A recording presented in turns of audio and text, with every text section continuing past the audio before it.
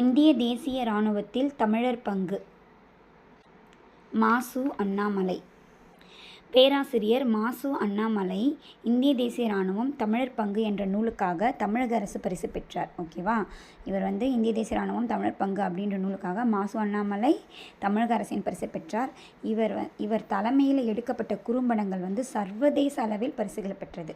மாசு அண்ணாமலை தலைமையில் எடுக்கப்பட்ட குறும்படங்கள் சர்வதேச அளவில் பரிசுகளை பெற்றது. ஓகேவா, இந்திய தேசிய இராணுவத்தில் தமிழர்களின் பங்கில் 9th புக்கில் என்னென்னலாம் கொடுத்துருக்காங்கன்னா, ஃபஸ்ட்டு 2ஆம் உலகப்போர் நடந்துகிட்ருக்கு. அப்போ 2ஆம் உலகப்போர் நடந்துகிட்டு இருக்கும்போது 1942 ஆண்டு பிப்ரவரி 15 1942 பிப்ரவரி 15 1942 பிப்ரவரி 15ஆம் நாள் ஆங்கிலேயர்கள் படைகள் இருக்காங்க இல்லையா, அந்த ஆங்கிலேயர் படைகள் மலேயாவில் உள்ள ஜப்பானியர்களிடம் சரணடைகிறாங்க. இப்படி சரணடைஞ்ச உடனே அங்கேருந்து இப்படையில் இந்திய வீரர்கள் இருந்தாங்க. அந்த இந்திய வீரர்கள் ஜப்பானியர்களிடம் போயிட்டு ஜப்பானியர்கள் மோகன் சிங் என்பவருடைய தலைமையில் இந்திய தேசிய இராணுவத்தை உருவாக்குறாங்க. இதை கதை வடிவத்தில் எப்படி சொல்லலாம் அப்படின்னு பார்த்தோன்னா, ஆக்சுவலாக 2ஆம் உலகப்போர் பல நாடுகள் மோதிட்டு இருக்காங்க. அந்த சண்டை எங்கே நடக்குது அப்படின்னு பார்த்தோன்னா, மலேசியாவில் நடக்குது. மலேசியாவில் ஜப்பான்காரங்களும் சண்டை போட்டுட்ருக்காங்க. மலேசியா மக்களும் இருக்காங்க, ஆங்கிலேயர்களும் இருக்காங்க. ஆங்கிலேயர்கள் படைப்பிரிவில் இந்தியர்கள் தான் இருக்காங்க. ஏன்னா நம்ம இந்தியாவில் ஆங்கிலேயர்கள் ஆட்சி பண்ணிகிட்ருக்காங்க இல்லையா, அதனால் அந்த ஆங்கிலேயர்கள் படைப்பிரிவில் இந்தியர்கள் தான் இருப்பாங்க. ஆங்கிலேயர்கள் சார்பாக இந்தியர்கள் தான் 2ஆம் உலகப்போருக்கு சண்டை போட போகிறாங்க. அப்படி போன உடனே அவங்க ஜப்பானியர்கள் நம்ம இந்தியர்களை ஆங்கிலேய படை சார்பாக சிறை பிடிச்சிருப்பாங்க. அப்போ அந்த இந்தியர்கள் நாங்கள் உங்களை எதிர்க்கலை, ஆங்கிலேயர்களை தான் உங்களை எதிர்க்க சொன்னாங்க அப்படின்னு சொல்லிட்டு இந்தியர்கள் சொல்லிவிட்டு என்ன பண்ணுறாங்க, எங்களுக்கு எங்கள் நாட்டில் ஆங்கிலேயர்கள்கிட்டேருந்து விடுதலை வேணும், அதனால் எங்களை எப்படியாச்சும் காப்பாற்றுங்க, நாங்கள் உங்களை எதிர்க்க மாட்டோம் அப்படின்னு சொல்லிவிடுவாங்க. அப்போ இதுலேருந்து என்ன தெரியுது, எதிரிக்கு எதிரி நண்பன் அப்படின்றத நம்ம தெரிஞ்சுக்கலாம் இல்லையா. அப்படி பண்ணிவிட்டு ஜப்பான்காரங்க கூட இந்தியர்கள் இணைஞ்சிட்டு அவங்க ஒரு இராணுவத்தை உருவாக்குறாங்க. ஒரு பயிற்சி பெற்றுக்கணும் அப்படின்னு சொல்லிட்டு ஒரு இராணுவத்தை உருவாக்குறாங்க. அந்த இராணுவம் பெருசாக வளர்த்துக்கிட்டு நம்ம இந்தியாவில் போயிட்டு பிரிட்டிஷ்காரங்களை எதிர்க்கலாம், ஆங்கிலேயர்களை எதிர்க்கலாம் அப்படின்னு சொல்லிட்டு பிளான் பண்ணுறாங்க. அப்போ அந்த ஜப்பானியர்களுடைய உதவியோட ஜப்பானியர்கள் என்ன பண்ணுறாங்கன்னா, மோகன் சிங் அப்படின்னு ஒருத்தர் தலைமையாக வச்சுக்கிட்டு இந்திய தேசிய இராணுவத்தை உருவாக்குறாங்க. அப்போ முதல் இந்திய தேசிய இராணுவம் 1942 பிப்ரவரி 15 உருவாக்கப்பட்டது. 1942 பிப்ரவரி 15 மோகன் சிங் என்பவருடைய மோகன் சிங்கை தலைமையாக போட்டு இந்திய தேசிய இராணுவத்தை உருவாக்குறாங்க. இந்த இந்திய தேசிய இராணுவத்துக்கு நிறையா மக்களுடைய ஆதரவு பெருகிச்சு. அதனால் மலேசியா, பர்மா இந்த மாதிரியான நாடுகள் எல்லாம் இருந்த பிழைப்புக்காக போன இந்தியர்கள் எல்லாமே இந்திய தேசிய இராணுவத்தில் ஒன்று சேர்ந்து அந்த படையை பெரும் படையாக்குறாங்க. அதில் ஒரு சில ஒற்றர் படைகள் இருக்கிறாங்க. அந்த இந்திய தேசிய இராணுவத்தில் இருக்கக்கூடிய ஒற்றர் படைப்பிரிவை ஜப்பானியர்கள் என்ன பண்ணுறாங்கன்னா, போயிட்டு இந்தியாவில் இருக்கக்கூடிய ஆங்கிலேய இராணுவத்தை பற்றி நீங்கள் அறிஞ்சிட்டு வரணும் அப்படின்னு சொல்லிட்டு நீர்மூழ்கி கப்பல் மூலயமா கேரளாவுக்கும் குஜராத்துக்கும் அனுப்புகிறாங்க. சிலரை தரை வழியாக பர்மா காடுகளுக்கு அனுப்புகிறாங்க.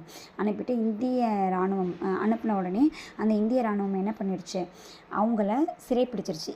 நம்ம இந்தியாவில் இருக்கிறது இல்லையா இராணுவம், பிரிட்டிஷ்காரங்க மூலயமா ஒரு இராணுவம் இந்தியாவில் இருக்கு இல்லையா, அவங்க அந்த இந்திய தேசிய இராணுவத்திலேருந்து வந்த ஒற்றர்களை சிறைப்பிடிச்சிடுறாங்க.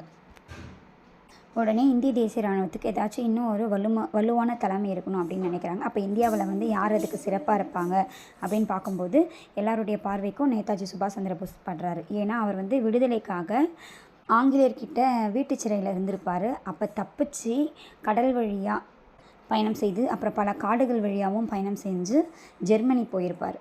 எதுக்கு அப்படின்னு பார்த்தோன்னா, ஜெர்மனி ஒரு ஹிட்லர் ஆட்சி நடத்தினார் இல்லையா, ஜெர்மனிக்கிட்ட நம்ம உதவி கேட்கலாம், ஹிட்லர்கிட்ட நம்ம உதவி கேட்டு நம்ம இந்தியாவை எப்படியாச்சும் பிரிட்டிஷ்காரங்கக்கிட்டேருந்து மீட்கலாம் அப்படின்னு சொல்லிட்டு ஜெர்மனிக்கு போகிறாரு. அப்படி போயிட்டு ஹிட்லர் கூட இருக்கிற மாதிரி ஒரு புகைப்படத்தை வெளியிடுறாரு. அப்போ இந்தியாவில் இளம் துடிப்போடு இருக்கிறது யாருன்னா சுபாஷ் சந்திர போஸ் அப்படின்னு தெரிஞ்சுக்கிட்டாங்க. அதோடனே சுபாஷ் சந்திர போஸை நம்ம இந்திய தேசிய இராணுவத்துக்கு தலைமையாக போடணும் அப்படின்னு சொல்லிட்டு அவருக்கு அழைப்பு விடுக்கிறாங்க. அப்போ நேதாஜி சுபாஷ் சந்திர போஸ் இந்திய தேசிய இராணுவத்தை பொறுப்பை ஏற்கிறதுக்காக 91 நாள் 91 days நீர்மூழ்கி கப்பல் மூலயமா பயணம் செஞ்சு ஜெர்மனியிலிருந்து சிங்கப்பூரை அடைகிறார். 1943 ஸ்டார்ட் ஆச்சா, அடுத்த வருஷம் 1943 ஜூலை மாதம் 9ஆம் தேதி அவர் என்ன பண்ணுறாரு, இந்திய தேசிய இராணுவத்துக்கு தலைமை பொறுப்பை ஏற்றுக்கிறாரு. ஜூலை மாதம் 9ஆம் தேதி இந்திய தேசிய இராணுவத்திற்கு தலைமை பொறுப்பை ஏற்றுப்பாங்க. அப்போ அப்போ அவர் அங்கே இருந்துக்கிட்டு டெல்லியை நோக்கி செல்லுங்கள் அப்படின்னு சொல்லிட்டு ஒரு போர் முழக்கம் செய்கிறாரு. இந்த போர் முழக்கம் வந்து ரொம்ப வெற்றிகரமாக எல்லாருடைய மனசுலையும் பசுமரத்தாணி போல் பதிஞ்சிச்சு. அதே மாதிரி ஒரு பக்கம் இந்த தென்னிந்திய தமிழர்களாக இருக்கிறாங்க இல்லையா, அந்த தென்னிந்திய தமிழர்கள் எல்லாமே இந்த பசும்பொன் முத்துராமலிங்க தேவர் வந்து தமிழகத்துலேருந்து நிறைய பேரை ஒன்று திரட்டி அந்த இந்திய தேசிய இராணுவத்தில் நிறைய ஆட்களை சேர்க்கறதுக்கு பசும்பொன் முத்துராமலிங்க தேவர் வந்து மிக உறுதியாக அவருக்கு வந்து உதவியாக இருந்தார் நேதாஜி சுபாஷ் சந்திர போஸ்க்கு. அப்போ பசும்பொன் முத்துராமலிங்க தேவர் வந்து ஒரு விஷயம் சொல்கிறார். என்னென்னா, நேதாஜி தமிழ் வீரர்களை பாராட்டி நான் மறுபடியும் பிறந்தால் ஒரு தென்னிந்திய தமிழனாக பிறக்க வேண்டும் என்று கூறியிருக்கிறார். யார்? பசும்பொன் முத்துராமலிங்க தேவர் வந்து சொல்கிறார்.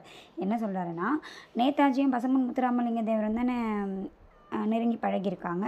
இப்போ பசும்பொன் முத்துராமலிங்க தேவர்கிட்ட நேதாஜி சொன்னதா பசும்பொன் முத்துராமலிங்க தேவர் என்ன பண்ணுறாரு? ஒரு மேடை பேச்சில் பேசுகிறாரு. என்ன சொல்லியிருக்காருன்னா, நேதாஜி தமிழ் வீரர்களை பாராட்டி நான் மறுபடியும் பிறந்தால் ஒரு தென்னிந்திய தமிழனாக பிறக்க வேண்டும் சொல்லிட்டு பெருமையாக சொன்னார் அப்படின்னு சொன்னோடனே எல்லாருக்கும் என்ன ஆகிடுது? ரொம்ப ஒரு உற்சாகம் வந்துடுது தென்னிந்திய தமிழர்கள் எல்லாருக்குமே. இந்திய தேசிய இராணுவத்தினுடைய படைத்தலைவர் யார் அப்படின்னா தில்லான் அப்படின்னு ஒருத்தர் தான் வந்து தேசிய இராணுவத்துடைய படைத்தலைவராக இருந்திருப்பார். அந்த தில்லான் வந்து என்ன சொல்கிறாரு அப்படின்னு பார்த்தோன்னா, இந்த இந்திய தேசிய இராணுவம் தான் இராணுவத்துடைய இதயமும் ஆத்மாவும் தமிழர்கள் தான். இந்திய தேசிய இராணுவத்துடைய இதயமும் தமிழர்கள் தான், ஆத்மாவும் தமிழர்கள் தான் அப்படின்னு சொல்லிட்டு அந்த படைத்தலைவராக இருக்கக்கூடிய தில்லான் வந்து சொல்கிறார். தமிழர்களை பற்றி பெருமையாக சொல்கிறாரு. இந்திய தேசிய இராணுவத்தில் வந்து மகளிர் படை கூட இருக்கிறாங்க. அந்த மகளிர் படையில் வந்து இந்திய தேசிய இராணுவத்தில் ஜான்சி ராணி பெயரில் தான் பெண்கள் படை உருவாக்கப்பட்டது. அந்த பெண்கள் படைக்கு வந்து தலைவர் யாருன்னா டாக்டர் லட்சுமி தான் அந்த பெண்கள் படைக்கு தலைவராக இருக்காங்க. அதில் நிறைய தமிழ் பெண்களும் இருக்கிறாங்க. அதில் முக்கியமாக குறிப்பிடத்தகுந்த தலை சிறந்த தலைவரில் ஒருத்தராக வந்து யார் இருக்காங்கன்னா ஜானகி ராஜாமணி இருக்காங்க. ஜானகி ராஜாமணி முதலானவங்க இருக்காங்க. அப்போ மகளிர்கள் அப்படின்னா ஞாபகம் வச்சுக்க வேண்டியது ஜான்சி ராணி பெயரில் தான் மகளிர் படை இருக்குது. அதுக்கப்புறமா லட்சுமி, டாக்டர் லட்சுமி தான் வந்து யார்? அந்த மகளிர் படைக்கு தலைவராக இருக்காங்க. ஜானகி ராஜாமணி தான் அதில் வந்து ஒரு முக்கியமான பொறுப்புலையும் இருக்கிறாங்க. தமிழகத்தை சேர்ந்த ஒரு பெண்ணாக இருக்கிறாங்க. ஜானகி ராஜாமணி வந்து தமிழகத்தை சேர்ந்த ஒரு பெண். ஓகேவா? அடுத்ததாக வந்து நேதாஜி வந்து தற்காலிகமாக ஒரு அரசியலை உருவாக்குறாரு. அந்த இடத்துல நீங்கள் என்ன வந்து விடுதலை கொடுக்கறது, நீங்கள் என்ன வந்து அரசியல் ஒரு அரசு ஆரம்பிக்கிறது, நான் வந்து ஒரு தற்காலிக அரசியலை வந்து உருவாக்குறேன் அப்படின்னு சொல்லிட்டு அந்த தற்காலிக அரசியலுக்கு வந்து கேப்டனாக வந்து லட்சுமியை நியமிக்கிறாரு. அந்த தற்காலிக அரசியலுக்கு வந்து அமைச்சர்களாக வந்து சிதம்பரம் லோகநாதன் முதலானவர்களை அமைச்சர்களாகவும் நியமிக்கிறார்.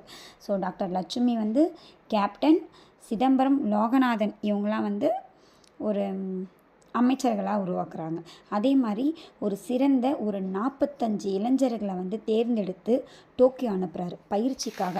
என்ன பயிற்சி கொடுக்குறாங்க அப்படின்னு பார்த்தோன்னா, வான்படை தாக்குதலுக்காக ஒரு சிறப்பு பயிற்சி கொடுக்குறாங்க. அதுக்கு வந்து என்ன பண்ணுறாங்க, எங்கே அனுப்புகிறாரு அப்படின்னு பார்த்தோன்னா, ஜப்பானில் இருக்கக்கூடிய இம்பீரியல் மிலிட்ரி அகாடமி அப்படின்னு சொல்லிட்டு ஒரு அகாடமி இருக்குது. அந்த அகாடமிக்கு அனுப்புகிறாரு. அங்கே 45 பேர் கொண்ட ஒரு பயிற்சி பிரிவு இருக்குது. அந்த பயிற்சி பிரிவோடைய பேர் தான் டோக்கியோ கேட்டஸ். டோக்கியோ கேட்டஸ் அப்படின்றது அந்த பயிற்சி பிரிவோட பேர். அது எங்கே இருக்குது? ஜப்பானில் இம்பீரியல் மிலிட்ரி அகாடமி அப்படின்னு சொல்லிட்டு ஒரு அகாடமி தான் அது. அதுக்கு பேர் தான் டோக்கியோ கேட்டஸ். இங்கே வந்து என்ன பண்ணுறாங்க, வான்வழி தாக்குதலுக்கான ஒரு சிறப்பு பயிற்சியை கொடுக்குறாங்க. அப்போ டோக்கியோ போகிறது வந்து மிகப்பெரிய சவால். அப்போ வந்து என்ன பண்ணுறாங்கன்னா, பர்மா காடுகள் வழியாக பயணம் செய்கிறாங்க. சாயம் அப்படின்ற ஒரு மரண ரயில் பாதையை கடந்து போகிறாங்க. அப்புறம் அங்கேருந்து படகு வழியாக தப்பிச்சு ஒரு கியூசு தீவு அப்படின்னு சொல்லிட்டு ஒரு பழைய கப்பலில் ஏறி ஒரு கியூசு தீவு அப்படின்னு சொல்லிட்டு ஜப்பானில் இருக்கக்கூடிய ஒரு தீவை அடையிறாங்க. இந்த மாதிரி ஒரு மிகப்பெரிய ஒரு சவாலான தான் அந்த பயிற்சிக்கு போயிட்டு வராங்க அவங்க. அந்த பயிற்சியில் வந்து இன்னும் பல விஷயங்கள் இருந்துச்சு. என்னென்னா, காலையில் 5 மணிக்கு எழுந்து 3 கல் தூரம் வந்து ஓடணும். அப்புறம் குளிரில் வந்து ரொம்ப சுழியத்துக்கு கீழே 0 டிகிரி செல்சியஸில் குளிர் இருக்கும். உதடுகள்லாம் அப்படியே வலி தாங்க முடியாமல் வெடித்து வலி தாங்க முடியாமல் இருக்கும். பனிப்புகை படர்ந்த ஒரு மைதானத்தில் வந்து ஓடணும் அவங்க. 3 கல் தூரம் ஓடினதுக்கப்புறம் தான் 5 நிமிஷம் ஓய்வு கிடைக்கும்.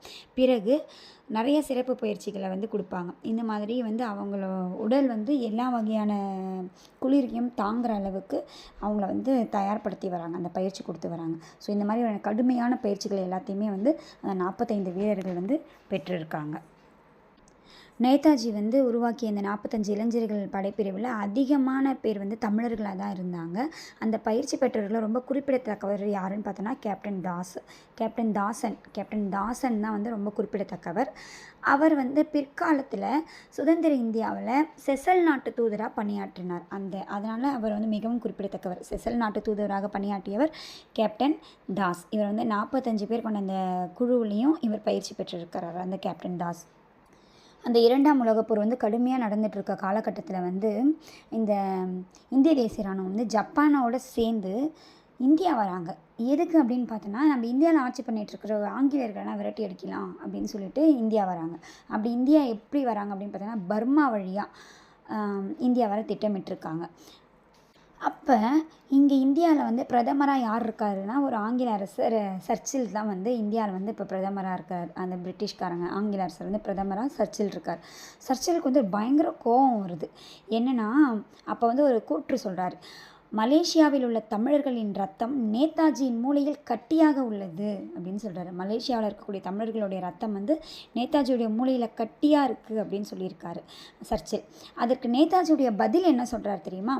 நேதாஜி வந்து இந்த தமிழினம்தான் ஆங்கிலேயர்களை அழிக்கும் என்று பதில் கூறினார். நேதாஜி இந்த தமிழினம்தான் ஆங்கிலேயர்களை அழிக்கும் என்று பதில் கூறினார். அதே மாதிரி இந்த 2ஆம் உலகப் போர்லேயே பர்மாவில் நடந்த போர் வந்து மிகவும் ஒரு கொடூரமான போர். ஏன்னா இந்திய தேசிய இராணுவம் 1944ஆம் ஆண்டு மார்ச் 18 அன்று ஆங்கிலேயர்களை வென்று இந்தியாவிற்கு மணிப்பூர் பகுதியில் மொய்ராங் அப்படின்ற இடத்துல மூவர்ண கொடியை ஏற்றினாங்க. அதனால் இது வந்து ஒரு மிகவும் குறிப்பிடத்தக்க போர், கொடூரமான தாக்குதல். ஓகேவா? எப்போ 1944ஆம் ஆண்டில் மார்ச் 18 44 மார்ச் 18 மறக்கக்கூடாது. அப்போ வந்து பர்மாவில் நடந்த போர். ஸோ இங்கே ஆங்கிலேயர்களை வந்து இந்தியர்கள் வந்து வென்றுட்டு அந்த மணிப்பூர் பகுதியில் போயிட்டு மொய்ராங் அப்படின்ற இடத்துல மூவர்ண கொடியை ஏற்றிட்டு வராங்க. ஆனால் ஆங்கிலேயர்கள் கூட வந்து அமெரிக்கக்காரர்களும் ஆங்கிலேயர்களும் இணைந்திருந்தாங்க. எதிர்த்து போரிட்டது வந்து இந்தியாவும் ஜப்பானும் எதிர்த்து போரிடுறாங்க. ஆங்கிலேயர்கள் கூட அமெரிக்கா இணைந்து இருந்ததால் நிறையா வந்து இவங்களால போரிட முடியல. 1,00,000க்கும் மேலே இந்தியர்களும் ஜப்பானியர்களும் வந்து வீர மரணம் எழுதினாங்க. வெற்றியே பெற்றிருந்தாலும் 1,00,000 பேருக்கு மேலே இந்த போரில் வந்து இந்தியர்களும் ஜப்பானியர்களும் மரணம் அடைஞ்சிருக்காங்க. மரணம் பெரியதன்று அப்படின்னு சொல்லிட்டு நிறைய இளைஞர்கள் வந்து சொல்கிற அளவுக்கு ஒரு இன்சிடென்ட் நடந்துச்சு. என்ன அப்படின்னு பார்த்தோன்னா, 1943லேருந்து 45க்குள்ளே இந்திய தேசிய இராணுவத்தில் இருந்த ஒரு 18 இளைஞர்களை வந்து சென்னை சிறையில் தூக்கில் போட்டிருக்காங்க. அடிக்கடிக்க கைது பண்ணிட்டு வந்து ஒரு 2-3 நாள் கடுங்கால் தண்டனையில் வச்சுருந்து என்ன பண்ணிவிடுவாங்க, தூக்கில் போட்டுருவாங்க. அதனால் 18 பேரை தூக்கில் போட்டிருக்காங்க. 18 இளைஞர்கள் வந்து இந்திய தேசிய இராணுவத்தில் இருந்த இளைஞர்களை கொடுமை பண்ணி தூக்கில் போட்டிருக்காங்க ஆங்கில அரசு. ஓகேவா? அப்போ அந்த 18 பேரில் ஒரு 2 பேர் மரணம் வந்து பெருசுலாம் இல்லை அப்படின்ற மாதிரி ஒரு 2 வசனம் சொல்லியிருக்கிறாங்க. அது ரொம்ப குறிப்பிடத்தக்க வசனம். ஃபஸ்ட்டு வந்து ராமு, 18 வயசு தான் அவருக்கு. அவர் வந்து மிகச்சின்ன பையன். ராமு வந்து 18 வயசு தான். அவரை தூக்கில் போடுறப்ப அவர் சொல்கிறாரு, நான் என் உயிரை கொடுப்பதற்கு கொஞ்சமும் கவலைப்படலை. 18 வயசுல அப்படி ஒரு பக்கம் இருக்குது பாருங்கள். நான் என் உயிரை கொடுப்பதற்கு கொஞ்சமும் கவலைப்படவில்லை, ஏனெனில் நான் கடவுளுக்கு எதிராக ஒன்றும் செய்யவில்லை என்று கூறினார். அடுத்தது அப்துல் காதர் அப்படின்னு ஒருத்தர் வந்து மரண தண்டனை பெற்றிருக்கார். அவர் என்ன சொல்கிறான்னு பாருங்கள். வாழ்வின் பொருள் தெரிந்தால்தான் மனிதன் மேல்நிலை அடைவான். நாட்டிற்காக உயிர் நீக்க முழுநிலவனை போன்ற தியாகிகள் முன்பு நாங்கள் மெழுகுவத்திகள் அப்படின்னு சொல்கிறாங்க. நிறைய தியாகிகள் வந்து என்ன பண்ணுறாங்க, நாட்டுக்காக உயிரை துறக்கிறாங்க இல்லையா, நாட்டுக்காக போராடிட்டு இருக்காங்க இல்லையா, அவங்களாம் வந்து ஒரு நிலா மாதிரி. அவங்களுக்கு முன்னாடி நாங்களாம் வந்து எங்களை தன்னையே அழிச்சிக்கக்கூடிய ஒரு மெழுகுவத்தி மாதிரி. அதனால் வாழ்வுடைய பொருள் தெரிஞ்சால் மனிதன் வந்து மேலும் மேலும் மேல்நிலை அடைவான் அப்படின்னு சொல்லியிருக்காங்க. இதுதான் நான் தெரிஞ்சுக்கிட்ட பொருள் அப்படின்னு சொல்லிட்டு அப்துல் காதர் சொல்லியிருப்பார். அடுத்தது நேதாஜியோடைய பொன்மொழிகள் கண்டிப்பாக படிச்சுக்கணும். 3 பொன்மொழிகள் வந்து புக்கில் கொடுத்துருக்காங்க, அதை நல்லா ஞாபகம் வச்சுக்கணும். என்னென்னா, ஃபஸ்ட்டு, அநீதிகளுக்கு தவறான செயல்களுக்கும் மனம் ஒப்ப இடம் தருவதல் மிகப்பெரிய குற்றமாகும். அநீதிகளுக்கும் தவறான செயல்களுக்கும் மனம் ஒப்ப இடம் தருதல் மிகப்பெரிய குற்றமாகும். நீங்கள் நல்வாழ்வை தந்தே ஆக வேண்டும் என்பதுதான் காலத்தால் மறையாத சட்டமாகும். நீங்கள் நல்வாழ்வை தந்தே ஆக வேண்டும் என்பதுதான் காலத்தால் மறையாத சட்டமாகும். எந்த விலை கொடுத்தாவது சமத்துவத்திற்கு போராடுவதே மிக சிறந்த நற்குணம் அப்படின்னு சொல்லியிருப்பார். இது ஒரே வசனம் தான். அநீதிகளுக்கும் தவறான செயல்களுக்கும் மனமொப்ப இடம் தருதல் மிகப்பெரிய குற்றமாகும். நீங்கள் நல்வாழ்வை தந்தே ஆக வேண்டும் என்பது காலத்தால் மறையாத சட்டமாகும். எந்த விலை கொடுத்தாவது சமத்துவத்திற்கு போராடுவதே மிக சிறந்த நற்குணம் அப்படின்னு சொல்லிட்டு நேதாஜி சுபாஷ் சந்திர போஸ் சொல்லியிருப்பார். அடுத்தது, மனதை மலர வைக்கும் இளம் கதிரவனின் வைகறை பொழுது வேண்டுமா, அப்படியானால் இரவில் இருண்ட நேரங்களில் வாழ கற்றுக்கொள் அப்படின்னு சொல்லியிருப்பார். மனதை மலர வைக்கும் இளம் கதிரவனின் வைகறை பொழுது வேண்டுமா, அப்படியானால் இரவில் இருண்ட நேரங்களில் வாழ கற்றுக்கொள் அப்படின்னு சொல்லிட்டு நேதாஜி சொல்லியிருக்கிறார். 3வது, விடுதலையினால் உண்டாகும் மகிழ்ச்சியையும் சுதந்திரத்தினால் உண்டாகும் மனநிறைவும் வேண்டுமா, அப்படியானால் அதற்கு விலையுண்டு. அவற்றுக்கான விலை துன்பமும் தியாகமும்.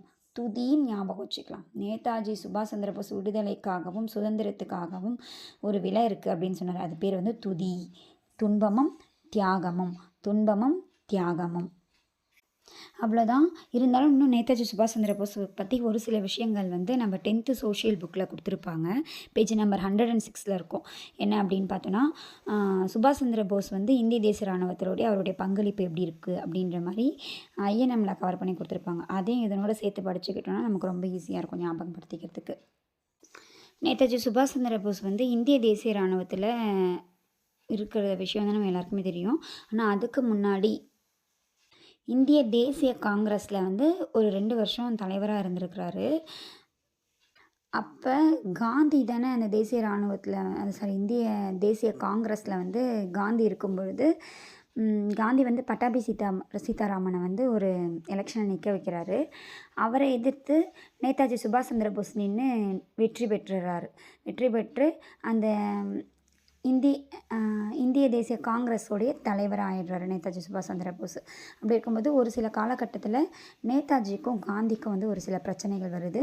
அதனால் நேதாஜி என்ன பண்ணுறாருன்னா, அந்த காங்கிரஸ் கட்சியை விட்டு வெளியில் வந்துட்டு தானே ஒரு கட்சி ஆரம்பிக்கிறார். அந்த கட்சி ஃபார்வர்ட் பிளாக் கட்சி. அந்த ஃபார்வர்ட் பிளாக் கட்சியை ஸ்டார்ட் பண்ணுவார். ஓகேவா? இந்த மாதிரிலாம் நடந்துகிட்ருக்கப்ப தான்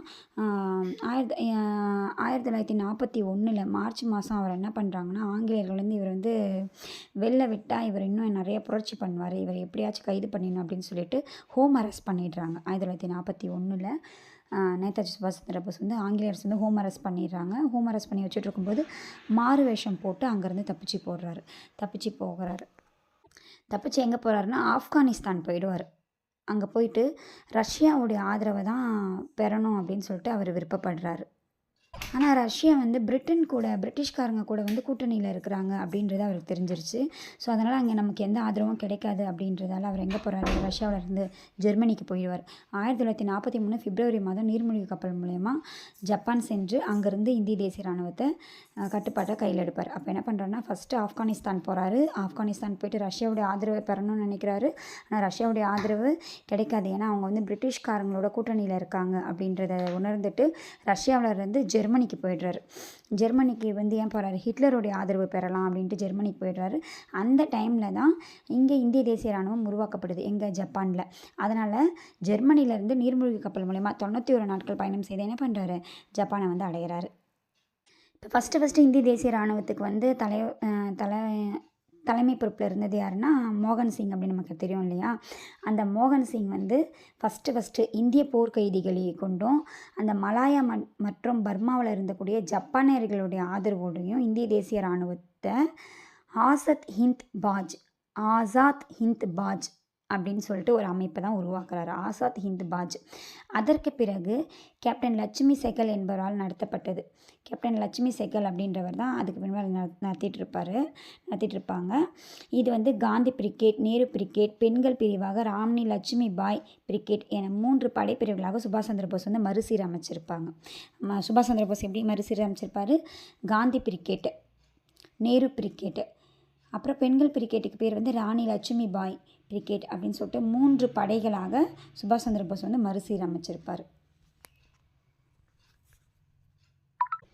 இவ்வாறு இந்திய தேசிய இராணுவம் 1942 உருவாகி 1943 சுபாஷ் சந்திர போஸ் பதவியேற்று 1944 மார்ச் 18 மொய்ராங் அப்படின்ற பிளேஸில் வந்து ஆங்கிலேயர்களை எதிர்த்து போரிட்டு வெற்றி பெற்று மூவர்ணக்கொடியை மொய்ராங் அப்படின்ற பிளேஸில் வந்து மூவர்ணக்கொடி நட்டுறாங்க. இந்த போர் வந்து எங்கே நடந்துச்சுன்னா பர்மாவில் நடந்துச்சு. மணிப்பூர் பகுதியை வந்து கைப்பற்றுறாங்க. மொய்ராங் அப்படின்ற பிளேஸில் மூவர்ணக்கொடியை ஏற்றுறாங்க. இறுதியாக இந்த இந்திய தேசிய இராணுவம் வந்து போர் நடந்துகிட்ருக்கும்போதே ஜப்பான் எல்லாமே வந்து படுதோல்வி அடைஞ்சிடுறாங்க. அப்படி தோல்வி அடைஞ்ச உடனே அங்கேருந்து நேதாஜி சுபாஷ் சந்திர போஸ் வந்து ஒரு விமானம் மூலயமா தப்பி போகிறாரு. அப்போ விமானம் வந்து ஃப்ளைட் ஆக்சிடெண்ட் நடந்து அவர் இறந்ததாக கூறப்படுது ஒரு சில தகவல் வந்து அவர் அந்த இடத்துலேருந்து தப்பிச்சிட்டாரு அப்படின்ற மாதிரி சொல்கிறாங்க. இன்னும் ஒரு சில தகவல் வந்து அவர் வந்து தீவிரவாதிகளால் கைப்பற்றப்பட்டுட்டார், பிரிட்டிஷ்காரங்களால் கைப்பற்றப்பட்டு சிறைப்பிடிக்கப்பட்டு கொடுமைப்படுத்தப்பட்டார் அப்படின்ற மாதிரி பல தகவல்கள் வந்து பரவிட்டுருக்கு.